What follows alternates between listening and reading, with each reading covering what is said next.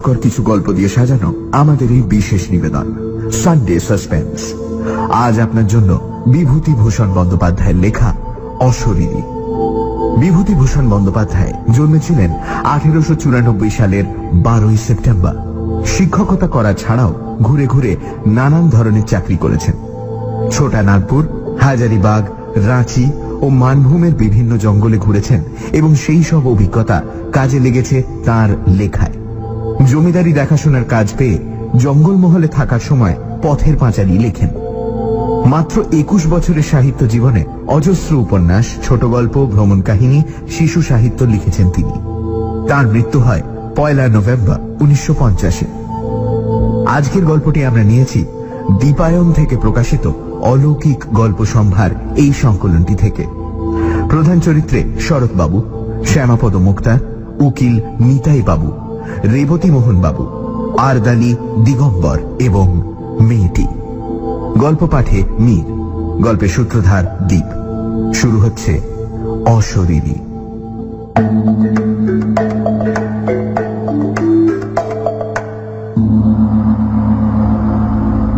নানা রকম অদ্ভুত গল্প হচ্ছিল সেদিন আমাদের লিচু তলার আড্ডায়, কিন্তু সেসব নিতান্ত পানসে গোছের ভূতের গল্প।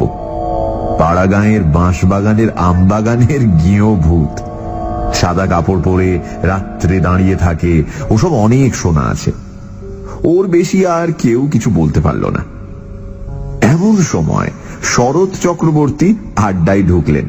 তিনি আবগারি বিভাগে বহুদিন কাজ করে অবসর গ্রহণ করেছেন। 60-এর কাছাকাছি বয়স। তান্ত্রিক সাধনা করেন। ঠিকুজি কুষ্টি বিনা পয়সায় করে দেন। কোন রত্নের আংটি ধারণ করলে কার সুবিধে হবে ঠিক করে দেন। পরের বেগার খাটতে ওর জুড়ি বড় একটা দেখা যাবে না এইসব কাজে। লোক অতি সজ্জন, সকলে মানে শ্রদ্ধা করে। অনেকে ওর সামনে ধূমপান করে না। শরৎবাবু ঢুকে বললেন, এই যে কি হচ্ছে আজ, যা বাদলা নেমেছে। শ্যামাপদ মুক্তার বললেন, আসুন আসুন চক্রবর্তী মশাই, আরে আমাদের ভূতের গল্প হচ্ছে বাদলার দিনে, তবে তেমন জমছে না। আপনার তো। শরৎ চক্রবর্তী মশাই বললেন, আমি একটা গল্প বলতে পারি, তবে সেটা ভূতের গল্প নয়। সেটা কিসের গল্প তা আমিও জানি না। এই আপনারা শুনে বিচার করুন। শরৎবাবুর মুখে সেই গল্প শুনে আমরা অবাক হয়ে গেলাম। স্বর্গ মর্ত যেন এক সূত্রে গাঁথা হয়ে গেল সেই ঘন বর্ষার বর্ষণ মুখর মেঘের আবরণ ভেদ করে। শরৎবাবু বললেন, আমাকে সেবার হঠাৎ জলপাইগুড়ির ওধারে ডুয়ার্স অঞ্চলে বদলি করল। আমার পরিবার বর্গ তখন ঢাকায়। তাদের ওখানে রেখে জলপাইগুড়ি চলে গেলাম। নতুন জায়গা, সেখানে নিজে না দেখে শুনে কি করে সবাইকে নিয়ে যাই। বিশেষ করে ছেলেমেয়েরা তখন ঢাকা স্কুলে পড়াশোনা করছে। তা যেখানে গেলাম সেখানটা জলপাইগুড়ি থেকে অনেক দূর। ছোট লাইনে যেতে হয়, পথে চা বাগান পড়ে, বনময় অঞ্চল।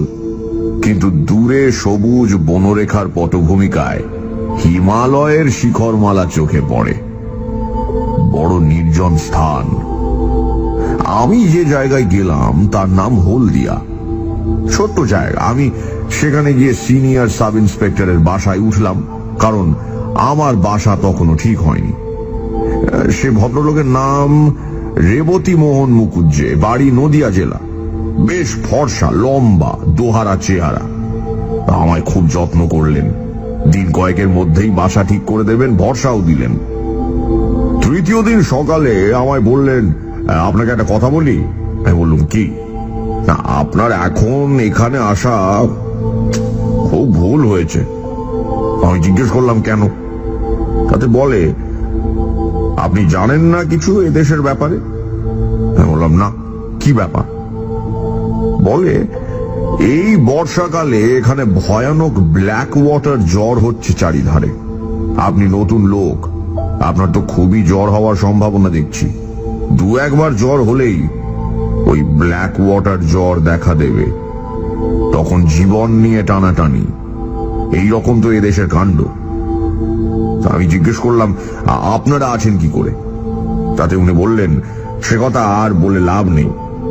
ইচ্ছে করে নেই, আছি পড়ে পেটের দায়ে। চাকরি ছেড়ে দিলে এই বয়সে যাব কোথায়, খাবো কি? আমার দুটি মেয়ে পর পর মারা গেছে ওই ব্ল্যাক ওয়াটার ফিভারে, তবুও বদলি পেলাম না। কি করি বলুন তো শরৎবাবু? তবেই তো উনি আরো বললেন, একটু সাবধানে থাকলেই হবে, জলটা গরম না করে খাবেন না বাইরে গিয়ে।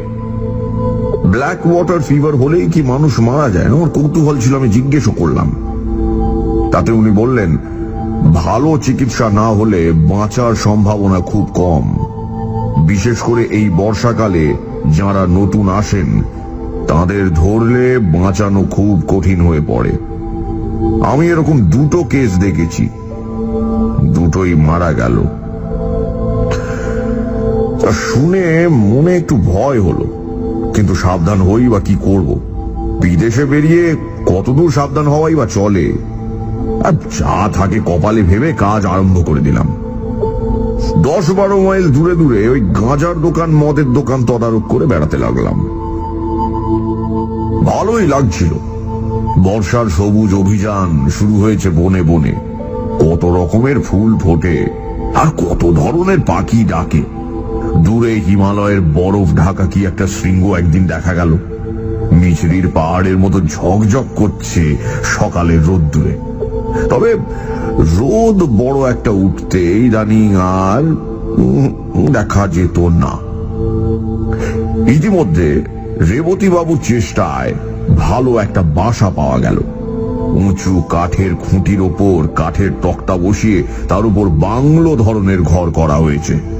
কাঠের মেঝে বেশ শুকনো খটখটে, ঘরটা বেশ বড়, আলো হাওয়া বেশ আসে। মনের ভয় আস্তে আস্তে কেটে গেল। তখন মনে মনে ভাবি, রেবতী বাবুর ওটা উচিত হয়নি। এখানকার মাটিতে পা দিতে না দিতেই অমন ভয় দেখিয়ে দেওয়া কি ভালো? আরে কেন করলেন ওটা রেবতী বাবু? অন্য কোনো মতলব ছিল নাকি? এ নিয়ে 7-5 ভাবি। এখানে আমার এক ব্রাহ্মণ আর্দালি জুটল, নাম দিগম্বর পাণ্ডে। লোকটা অনেক দিন সেখানে আছে। রান্না করতো খুব ভালো। সে হাট বাজার রান্না বান্না সবই করতো, কোনো অসুবিধে ছিল না। মাস 2 পরে সেবার বামনাপাড়া নর্থ বলে একটা জায়গায় আবগারির তদারকে গেলাম। আর সেটা একটা চা বাগানের পাশে ছোট্ট বাজার। চা বাগানটার ট্রাকগুলোর পায়ে লেখা আছে বামনাপাড়া নর্থ টি এস্টেট। পাহাড়ি একটা ছোট নদী পেরিয়ে আমার গরুর গাড়ি বাজারে গিয়ে থামলো। তখন বাজে ওই বেলা 10টা। দুটি মারোয়াড়ি মহাজনের গদি আছে, তারা বন অঞ্চলের উৎপন্ন সওদা করে। দেবেন সামন্ত বলে মেদিনীপুরের একজন ব্যবসায়ীর কাঠের কারবার আছে, গাঁজা ও আফিমের দোকান সেই দেবেন সামন্তের ভাই শশী সামন্তের। ওখানে বসে থাকতে থাকতেই আমার শরীর কেমন খারাপ হতে লাগলো, মাথা ধরলো। তার দেবেন সামন্তকে বলতে সে কি একটা হোমিওপ্যাথিক ওষুধ দিলে, বললে এতেই নাকি সেরে যাবে, কোনো ভয় নেই। আমি বললাম, আপনাদের এখানে ব্ল্যাক ওয়াটার হয়? উনি বললেন, খুব। জিজ্ঞেস করলাম, মানুষ মরে? তাতে উত্তর দিলেন, তা মন্দ মরে না। আপনারা ভয় পান না? আমরা অনেকদিন আছি, নতুন যারা আসেন তাদের ভয় একটু বেশি। সবাই দেখছি একই কথা বলে। গাঁজার হিসেব চেক করতে করতে আর যেন বসতে পারলাম না। তাড়াতাড়ি কাজ সেরে নিয়ে গাড়িতে উঠে পড়ি। জল তেষ্টা পাওয়াতে বামনাপাড়া নর্থ চা বাগানের একটা গুমটি টিনের শেড থেকে জল চেয়ে খাই এক নেপালি দারোয়ানের কাছ থেকে। যখন বাসায় পৌঁছলাম তখন বেলা হয়ে গেছে। আমার তখন খুব জ্বর, পথেই কাঁপুনি দিয়ে জ্বর এসেছে।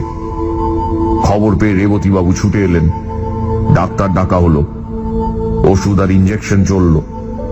3 দিনের মধ্যে জ্বর ছেড়ে গেল। দিন 15 বেশ আছি। সবাই বলে ঠান্ডা লেগে অমনটা হয়েছিল হঠাৎ। ও কিছু না। আমিও নিজেকে সেইভাবেই বোঝালুম। আবার বেশ কাজকর্ম করি, শরীরের কোনো কষ্ট নেই। একদিন হলদিয়া পুলিশ থানায় বসে থানায় দারোগার সঙ্গে গল্প করছি, হঠাৎ আবার জ্বর এলো। দারোগাবাবু লোক দিয়ে আমায় বাড়ি পাঠিয়ে দিলেন। আর্দালি দিগম্বর পাঁড়েকে বললাম, জল দাও। জল খেয়ে শুয়ে পড়লাম। 3 দিন ভীষণ জ্বরের ঘোরে কাটল। রেবতীবাবু এবং থানার দারোগাবাবু দুবেলায় আসতেন। কিভাবে আমার সাবু বার্লি তৈরি করতে হবে আমার আর্দালিকে শিখিয়ে দিয়ে যেতেন। 3 দিন পরে জ্বর কমে গেল। সানডে সাসপেন্স, শুধুমাত্র radio Mirchi 98.3 FM A. It's hot. গল্পের পরবর্তী অংশ ব্রেকের পর। সানডে সাসপেন্সে আজ বিভূতিভূষণ বন্দ্যোপাধ্যায়ের অশরীরী। শরৎ চক্রবর্তী বলছেন তার নিজের জীবনের একটি কাহিনী। জলপাইগুড়ির ডুয়ার্স অঞ্চলে কর্মসূত্রে তিনি এসেছেন। কাজে জয়েন করার কিছুদিনের মধ্যেই স্থানীয় বাসিন্দারা সবাই শরৎবাবুকে একটু ভয় পাইয়ে দিলেন। এই অঞ্চলে নাকি ভয়ানক একটা ব্ল্যাক ওয়াটার জ্বর হয় এবং কয়েকবার সেই জ্বর হলে বাঁচার আশা খুবই কম। শরৎবাবু এখানে চাকরি করতে এসে নাকি ঠিক করেননি। সেখানে থাকতে থাকতে কিছুদিনের মধ্যেই শরৎবাবু অসুস্থ হয়ে পড়লেন, কিন্তু ওষুধপত্র খেয়ে সেরেও উঠলেন। তারপর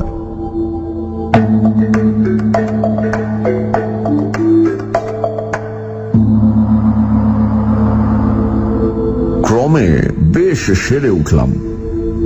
কাজকর্ম আবার শুরু করে দিলাম। দিন 15 পরে চা বাগানের একটা আবগারি কেস দেখতে গিয়েছি। আবার হঠাৎ করে জ্বর এলো।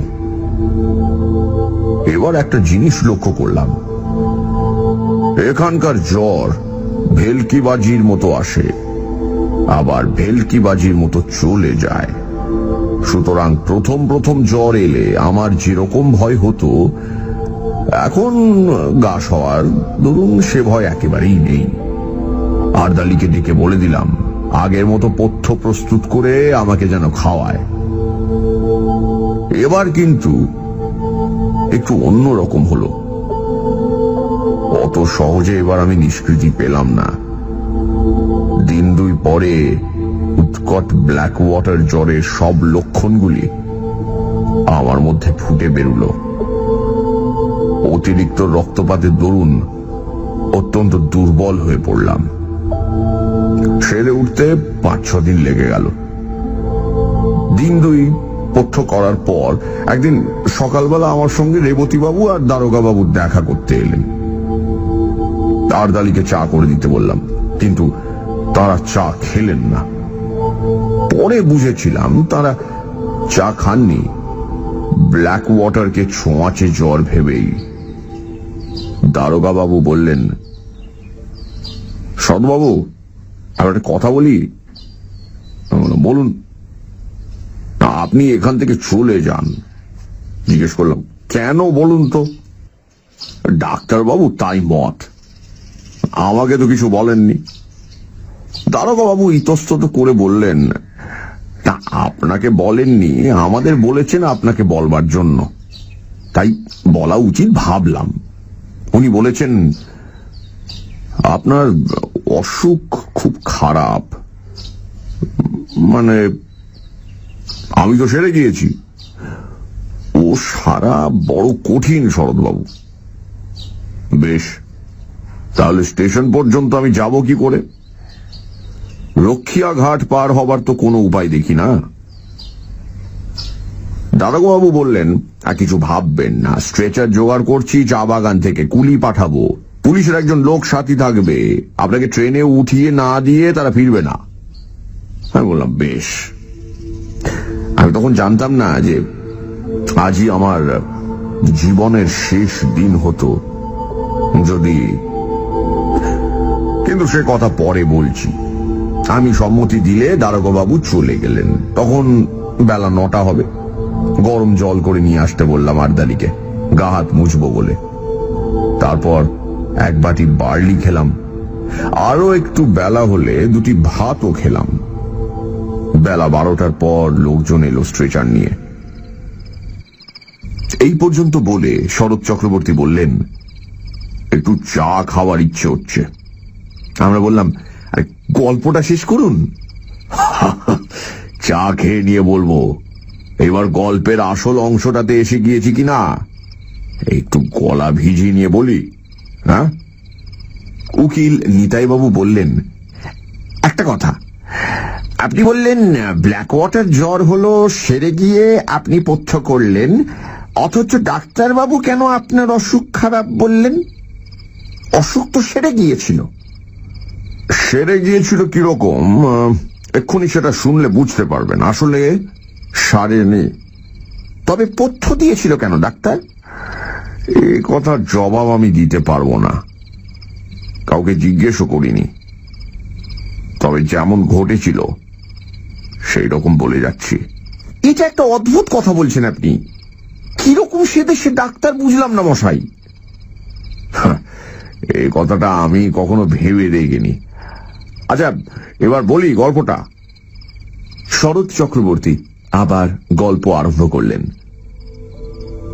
বেলা 12টার পর স্ট্রেচার নিয়ে এলো চা বাগানের লোকজন। সেখানে দাঁড়িয়েছিলেন রেবতীবাবু ও দারোগা বাবু।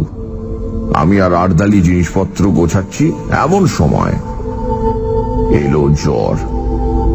ভীষণ কাঁপুনি দিয়ে জ্বর। আর আমি বসতে পারলাম না। ঘরের মধ্যে গিয়ে তাড়াতাড়ি বাঁধা বিছানা আর্দালিকে দিয়ে খুলিয়ে পাতিয়ে শুয়ে পড়লাম। এবার আমি আর কিছুই জানি না। আমার সমস্ত চেতনা লুপ্ত হয়ে গেল এক ঘন অন্ধকারের আবরণের অন্তরালে। যখন আবার আমার জ্ঞান হলো, তখন দুটো জিনিস আমার চোখে পড়লো। প্রথমেই অন্ধকারের মধ্যে একটা কি গাছের ডাল পাশের জানলার বাইরে হাওয়ায় দুলছে। আর দ্বিতীয় জিনিস হলো আমার বাক্স ও পুঁটুলি আমার পায়ের দিকে দেওয়ালের কাছে রয়েছে এবং আমার ছাতাটা দেওয়ালের কোণে হেলানো রয়েছে। আমি কি রেলওয়ে ট্রেনে উঠেছি? এত অন্ধকার কেন? রেলের কামরা, অন্য লোকই বা নেই কেন? তারপর আস্তে আস্তে আমার মনের আকাশ মেঘ মুক্ত হয়ে আসতে লাগলো। আমার মনে পড়লো যে আমি স্ট্রেচারে আদৌ উঠিনি। জ্বর আসতে ঘরে এসে শুয়ে পড়েছিলাম। কিন্তু ঘরই যদি হয়, আর্দালি দিগম্বর কই? ঘরে আলো জ্বালেনি। আমি কোথায়? তেষ্টা পেয়েছিল, ডাকতে গেলাম ওকে। গলায় স্বর আটকে গেল। দুবার ডাকতে গেলাম, আর দুবারই তাই হলো।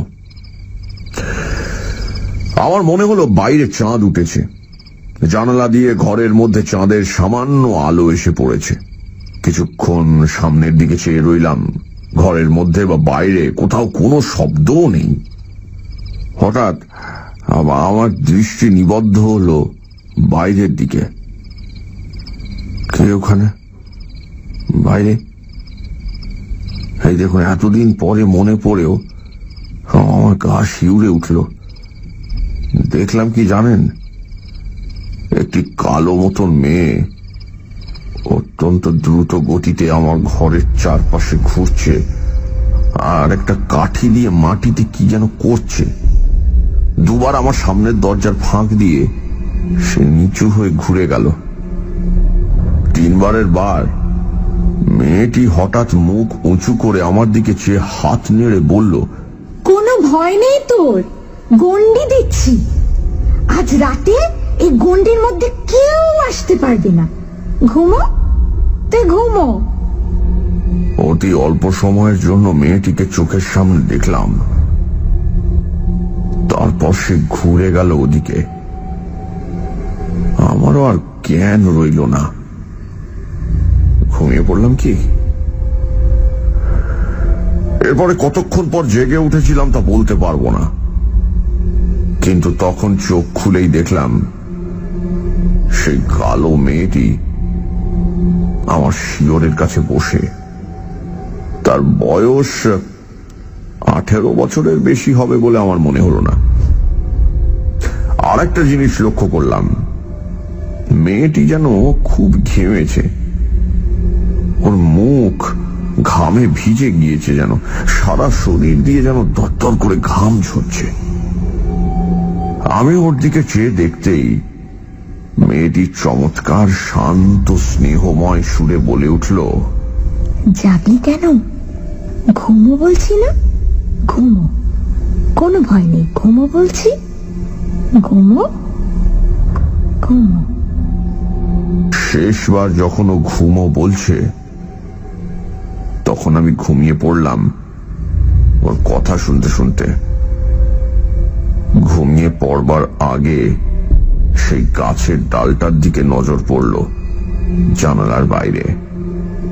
তার গায়ে জ্যোৎস্না পড়েছে। এইখানেই আমার গল্প শেষ।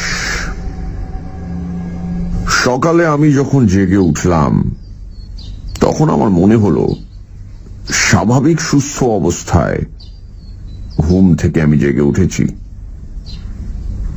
আমার শরীরে কোনো কষ্ট নেই, কিন্তু বড়ই দুর্বল। বিছানা ছেড়ে উঠতে পারলাম না। আস্তে আস্তে একটু বেলা হলো, তখন দেখি দিগম্বর পাড়ে আরদালি সন্তর্পণে পা টিপে এসে ঘরের মধ্যে উকি দিচ্ছে। আমি ডাকতেই যেন সে চমকে উঠল, কোনো উত্তর দিল না।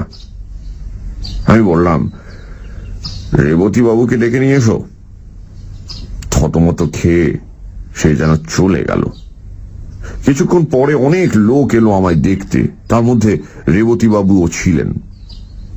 রেবতী বাবু বললেন, ইয়ে কেমন আছেন শরৎবাবু? ভালো, আমি কিছু খাবো।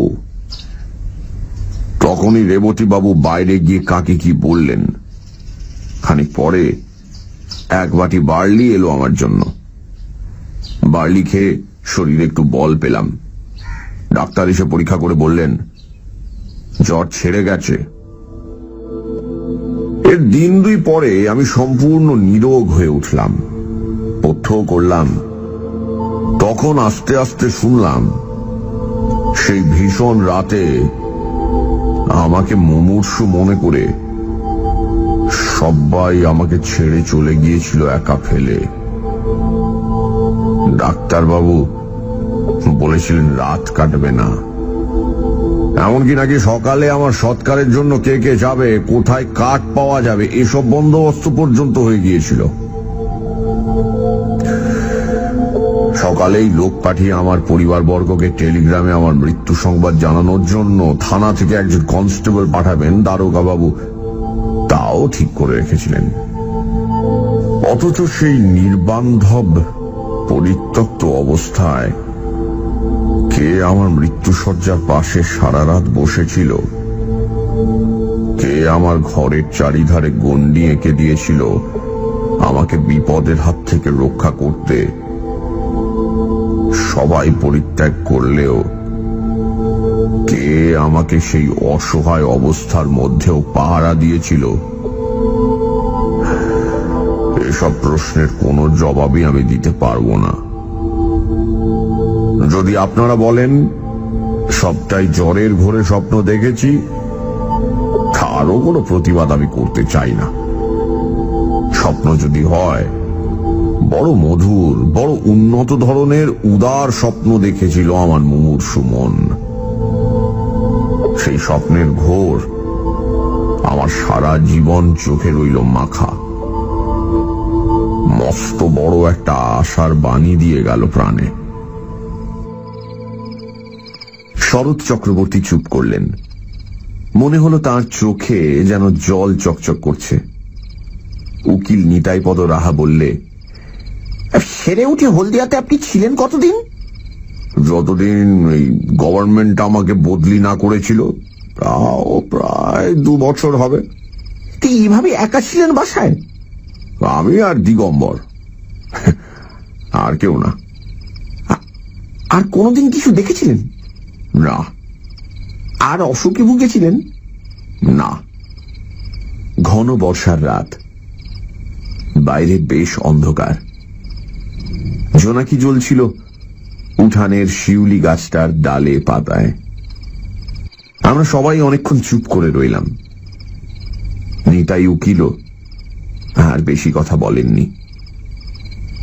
বৃষ্টি এসে পড়বে বলে শরৎ চক্রবর্তীকে আমরা বাড়ি পাঠিয়ে দিলাম ছাতা দিয়ে।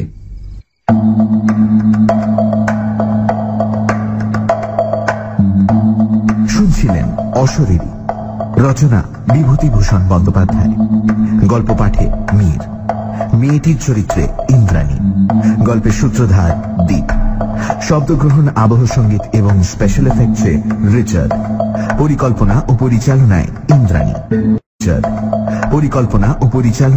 ইন্দ্রাণী। দেওয়ালের কোণে হেলানো রয়েছে। আমি কি রেলওয়ে ট্রেনে উঠেছি? এত অন্ধকার কেন? রেলের কামরা, অন্য লোকই বা নেই কেন? তারপর আস্তে আস্তে আমার মনের আকাশ মেঘ মুক্ত হয়ে আসতে লাগলো। আমার মনে পড়লো যে আমি স্ট্রেচারে আদৌ উঠিনি। জ্বর আসতে ঘরে এসে শুয়ে পড়েছিলাম। কিন্তু ঘরই যদি হয়, আরদালি দিগম্বর কই? ঘরে আলো জ্বালেনি। আমি কোথায়? তেষ্টা পেয়েছিল, ডাকতে গেলাম ওকে। গলায় স্বর আটকে গেল।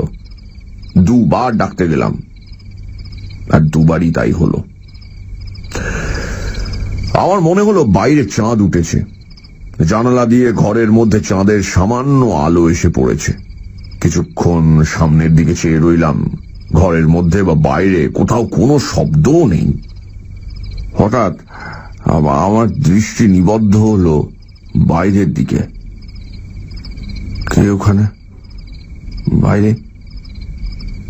এই দেখুন, এতদিন পরে মনে পড়েও আমার গা শিউরে উঠল।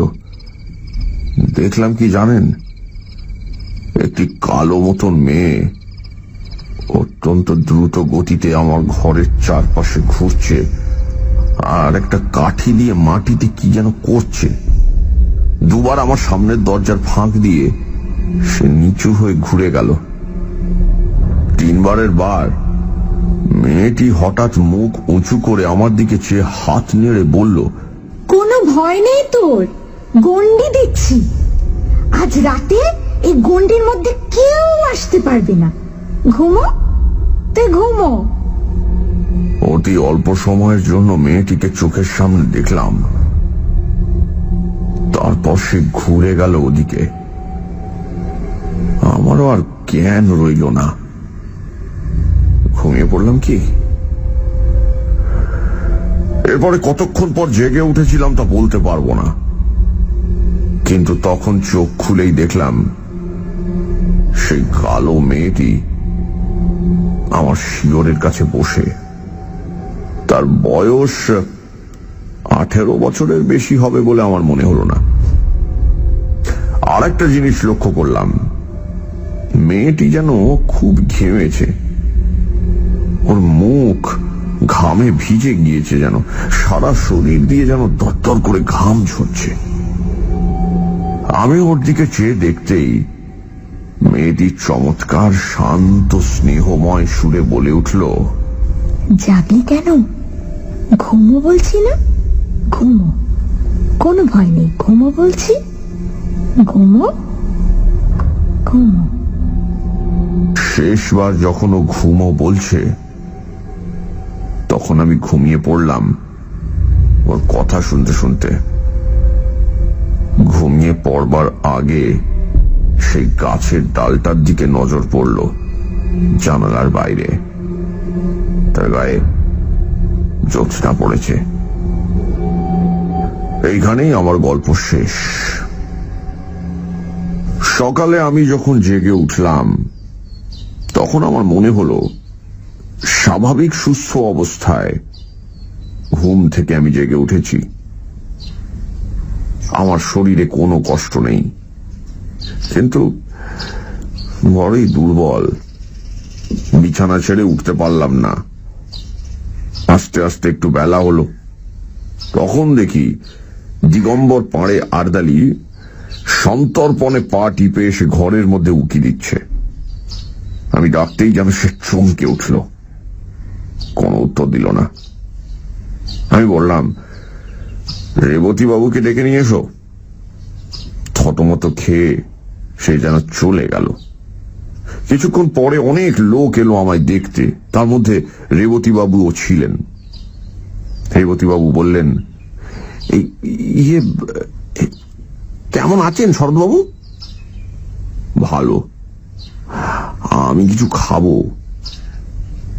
তখনই রেবতী বাবু বাইরে গিয়ে কাকে কি বললেন। খানিক পরে এক বাটি বার্লি এলো আমার জন্য। বার্লি খেয়ে শরীরে একটু বল পেলাম। ডাক্তার এসে পরীক্ষা করে বললেন, জ্বর ছেড়ে গেছে। এর দিন দুই পরে আমি সম্পূর্ণ নিরোগ হয়ে উঠলাম। পথ্যও করলাম। তখন আস্তে আস্তে শুনলাম, সেই ভীষণ রাতে আমাকে মুমূর্ষু মনে করে সবাই আমাকে ছেড়ে চলে গিয়েছিল একা ফেলে। ডাক্তারবাবু বলেছিলেন রাত কাটবে না, এমনকি নাকি সকালে আমার সৎকারের জন্য কে কে যাবে, কোথায় কাঠ পাওয়া যাবে, এসব বন্দোবস্ত পর্যন্ত হয়ে গিয়েছিল। সকালেই লোক পাঠিয়ে আমার পরিবারবর্গকে টেলিগ্রামে আমার মৃত্যু সংবাদ জানানোর জন্য থানা থেকে একজন কনস্টেবল পাঠাবেন দারোগা বাবু, তাও ঠিক করে রেখেছিলেন। অথচ সেই নির্বান্ধব পরিত্যক্ত অবস্থায় কে আমার মৃত্যুশয্যার পাশে সারা রাত বসেছিল, কে আমার ঘরের চারিধারে গণ্ডি এঁকে দিয়েছিল আমাকে বিপদের হাত থেকে রক্ষা করতে। সবাই পরিত্যাগ করলেও কে আমাকে সেই অসহায় অবস্থার মধ্যেও পাহারা দিয়েছিল, এসব প্রশ্নের কোনো জবাবই আমি দিতে পারবো না। যদি আপনারা বলেন সবটাই জ্বরের ঘোরে স্বপ্ন দেখেছি, তারও কোনো প্রতিবাদ আমি করতে চাই না। স্বপ্ন যদি হয় বড় মধুর, বড় উন্নত ধরনের উদার স্বপ্ন দেখেছিল আমার মুমূর্ষু মন। সেই স্বপ্নের ঘোর আমার সারা জীবন চোখে রইল মাখা। মস্ত বড় একটা আশার বাণী দিয়ে গেল প্রাণে। শরৎ চক্রবর্তী চুপ করলেন। মনে হলো তার চোখে যেন জল চকচক করছে। উকিল নিতাইপদ রাহা বললে, সেরে উঠে হলদিয়াতে আপনি ছিলেন কতদিন? যতদিন এই গভর্নমেন্ট আমাকে বদলি না করেছিল, তাও প্রায় 2 বছর হবে। এইভাবে একা ছিলেন বাসায়? আমি আর দিগম্বর, আর কেউ না। আর কোনদিন কিছু দেখেছিলেন? না। আর অসুখে ভুগেছিলেন? না। ঘন বর্ষার রাত, বাইরে বেশ অন্ধকার। জোনাকি জ্বলছিল উঠানের শিউলি গাছটার ডালে পাতায়। আমরা সবাই অনেকক্ষণ চুপ করে রইলাম। নিতাই উকিলও আর বেশি কথা বলেননি। বৃষ্টি এসে পড়বে বলে শরৎ চক্রবর্তীকে আমরা বাড়ি পাঠিয়ে দিলাম ছাতা দিয়ে।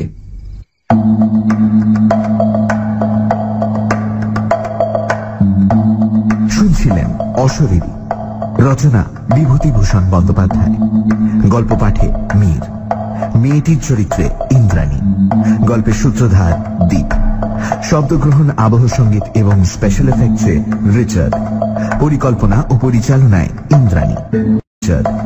পরিকল্পনা ও পরিচালনায় ইন্দ্রাণী।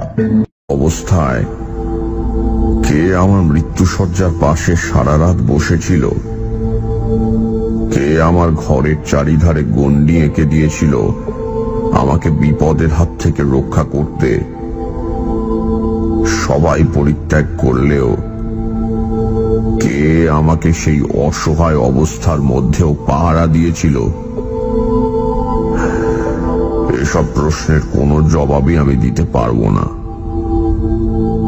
যদি আপনারা বলেন সবটাই জ্বরের ঘোরে স্বপ্ন দেখেছি, তারও কোনো প্রতিবাদ আমি করতে চাই না। স্বপ্ন যদি হয় বড় মধুর, বড় উন্নত ধরনের উদার স্বপ্ন দেখেছিল আমার মুমূর্ষু মন। সেই স্বপ্নের ঘোর আমার সারা জীবন চোখে রইল মাখা। মস্ত বড় একটা আশার বাণী দিয়ে গেল প্রাণে। শরৎ চক্রবর্তী চুপ করলেন। মনে হলো তার চোখে যেন জল চকচক করছে। উকিল নিতাইপদ রাহা বললে, সেরে উঠে হলদিয়াতে আপনি ছিলেন কতদিন? যতদিন এই গভর্নমেন্ট আমাকে বদলি না করেছিল, তাও প্রায় 2 বছর হবে। এইভাবে একা ছিলেন বাসায়? আমি আর দিগম্বর, আর কেউ না। আর কোনদিন কিছু দেখেছিলেন? না। আর অসুখে ভুগেছিলেন? না। ঘন বর্ষার রাত, বাইরে বেশ অন্ধকার। জোনাকি জ্বলছিল উঠানের শিউলি গাছটার ডালে পাতায়। আমরা সবাই অনেকক্ষণ চুপ করে রইলাম। নিতাই উকিলও আর বেশি কথা বলেননি। বৃষ্টি এসে পড়বে বলে শরৎ চক্রবর্তীকে আমরা বাড়ি পাঠিয়ে দিলাম ছাতা দিয়ে।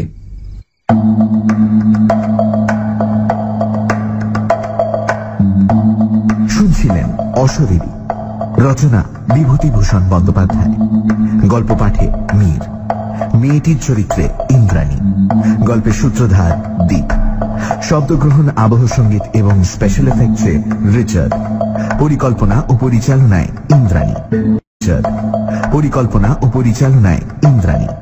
ধানের শিউলি গাছটার ডালে পাতায় আমরা সবাই অনেকক্ষণ চুপ করে রইলাম। নিতাই উকিলও আর বেশি কথা বলেননি। বৃষ্টি এসে পড়বে বলে শরৎ চক্রবর্তীকে আমরা বাড়ি পাঠিয়ে দিলাম ছাতা দিয়ে।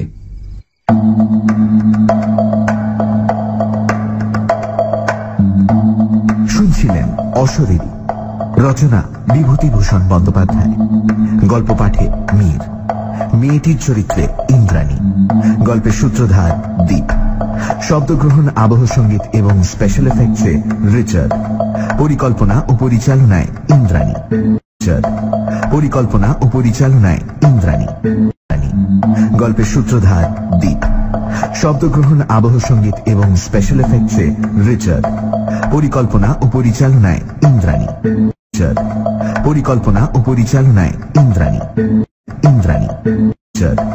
পরিকল্পনা ও